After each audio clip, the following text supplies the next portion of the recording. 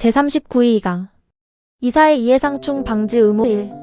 어느 날 대기업 미래테크의 신입사원 민수는 이상한 장면을 목격합니다. 대표이사 박 대표가 회의실에서 조용히 말합니다. 이번 신규 사업은 우리 회사 말고 내가 따로 만든 회사로 진행하지. 민수는 순간 고개를 갸웃합니다. 아니, 왜 회사의 사업 기회를 개인이 가져가지? 그런데 더 놀라운 건 아무도 말리지 않았다는 점입니다. 오늘은 바로 이런 상황과 관련된 이야기, 이사의 이해상충 방지 의무에 대해 알아보겠습니다. 1. 충실 의무. 회사의 이사는 단순히 일만 열심히 하면 되는 걸까요? 상법 제382조 2.3은 여기에 더해 이사에게 충실 의무를 요구합니다. 그런데 이 충실 의무의 의미를 두고 학설은 갈립니다. 동질설은 충실 의무가 이사의 성관 의무를 다시 한번 강조한 것에 불과하다고 합니다. 이에 반해 이질설은 충실 의무가 영미법의 신인 의무에서 나온 별개의 의무라고 합니다. 특히 이질설은 성관 의무와 충실 의무의 관계를 이렇게 설명합니다. 성관 의무가 회사를 위해 성실히 일하라는 의무라면 충실 의무는 회사보다 자기 이익을 앞세우지 말라는 의무라는 것입니다. 그래서 충실 의무는 자기거래 금지, 경업 금지, 회사 기회 유용 금지와 같은 제도의 핵심 원리가 됩니다. 2. 회사 기회 유용 금지 의무. 다시 미래테크 이야기로 돌아가 보겠습니다. 대표이사 박 대표는 회사가 추진하려던 신사업을 자기 개인 회사로 넘기려 하고 있습니다. 이건 어떤 문제가 될까요? 바로 회사 기회 유용 금지 의무가 문제됩니다. 상법은 이사가 회사의 사업 기회를 자기 이익을 위해 사용하지 못하도록 규정하고 있습니다. 회사 기회의 유용은 두 가지 측면에서 이해할 수 있습니다. 첫째는 회사의 사업 기회를 하나의 회사 재산으로 보고 이를 횡령하였다는 관점에서 파악할 수 있습니다.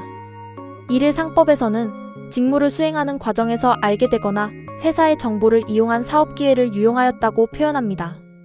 예를 들어 회사 내부 회의에서 알게 된 사업 정보를 이용해서 개인 회사를 차리고 혼자 이익을 가져가는 경우가 대표적입니다.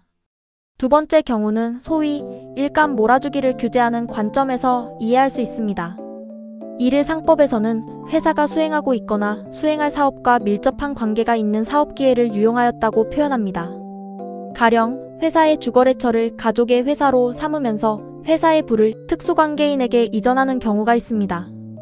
쉽게 말해 원래 회사 것이 될 수 있었던 사업 기회를 이사 자신이나 제3자를 위해 몰래 가로채는 행위를 금지하는 것입니다.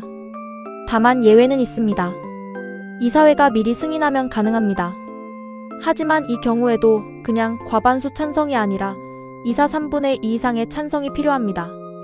그만큼 중요한 문제라는 뜻이죠. 회사 기회 유용 금지 의무를 지는 자는 이사나 집행임원이 됩니다. 곧이어 설명드릴 자기거래와는 달리 주요주주는 회사 기회 유용 금지의 대상이 되지 않습니다. 3. 자기거래 금지 의무. 자기거래의. 그런데 이사의 사익 추구 문제는 여기서 끝나지 않습니다. 이번에는 박 대표가 회사 돈으로 자기 개인 채무를 보증하게 했다고 가정해보겠습니다. 회사 이름으로 보증 좀 서주세요. 이 경우 문제가 되는 것이 바로 자기거래 금지 의무입니다. 상법은 이사가 자기 이익을 위해 회사와 거래하는 것을 엄격하게 제한합니다. 왜냐하면 이사는 회사 정보를 누구보다 잘 알고 있고 회사 결정에도 큰 영향력을 행사할 수 있기 때문입니다. 만약 이런 거래를 자유롭게 허용하면 어떤 일이 벌어질까요? 이사 개인의 이익을 위해서 회사의 이익을 희생시키는 거래가 발생하게 됩니다. 자기거래의 예로 회사 소유의 부동산을 이사에게 시세보다 훨씬 저렴한 가격으로 매각하는 것을 들 수 있습니다. 그리고 여기서의 거래에는 자본의 증감을 야기하는 자본거래도 포함됩니다. 그래서 회사가 이사에게 신주를 발행해 주려 하면 이것도 자기거래가 됩니다. 자기거래의 승인과 개시 의무. 회사 기회 유용금지의 경우처럼 자기거래도 예외적으로 이사회의 승인에 의하여 허용될 수 있습니다. 여기서도 이사회의 승인에는 이사 3분의 2 이상의 찬성이 필요합니다. 그런데 매우 중요한 점이 하나 있습니다. 이사는 단순히 승인해주세요 라고만 하면 안 됩니다. 상법 규정에 따르면 자기거래에 관한 이사회 승인을 받을 때에는 해당 거래에 관한 중요 사실을 밝히고 이사회 승인을 받아야 합니다. 이를 개시 의무라고 합니다. 만약 중요한 사실을 숨긴 채 승인을 받았다면 그 승인 자체가 무효가 될 수도 있습니다. 자기거래의 경우처럼 명문은 없지만 회사기의 유용금지나 경업금지의 경우에도 거래의 중요한 사실을 밝혀야 한다고 해석됩니다. 직접거래와 간접거래. X회사의 대표이사인 차민식은 자신의 대출 보증을 위해 X회사로 하여금 은행과 보증계약을 체결하도록 하였습니다. 겉으로 보면 X회사와 제3자 사이의 보증계약이 체결되지만 실상은 X회사가 대표이사인 차민식을 위해 보증을 서주는 것입니다. 원래 자기거래는 회사와 이사 사이에 이루어지는 것이지만 회사와 제3자 사이의 거래라도 회사와 이사 사이에 실질적 이해충돌을 발생시키는 거래라면 상법상 자기거래가 될 수 있습니다. 이러한 유형을 간접거래 방식의 자기거래라 합니다. 한편 오히려 회사와 이사 간의 거래라도 실질적 이해충돌이 없으면 자기거래에 해당하지 않습니다. 쌍방대표 형태의 자기거래.